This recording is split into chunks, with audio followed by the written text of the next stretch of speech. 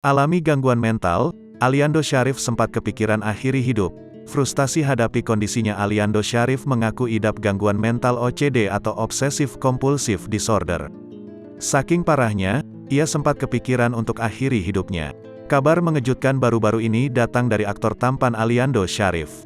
Lama tak muncul di layar kaca, Aliando rupanya menderita penyakit serius.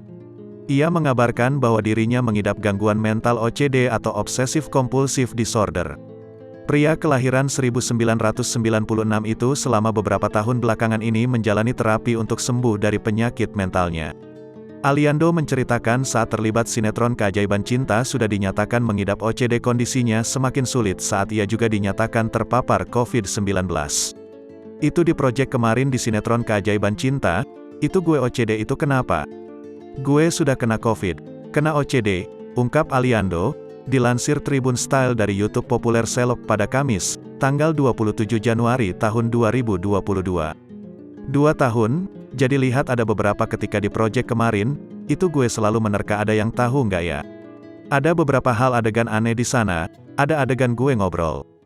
Jadi gue ngobrol begininya, goyang kepalanya, tapi gue begininya 2 kali, ceritanya. Akhirnya, kondisi tersebut membuat Aliando semakin tak nyaman. Bahkan ia menyebut pernah hampir bunuh diri lantaran frustasi.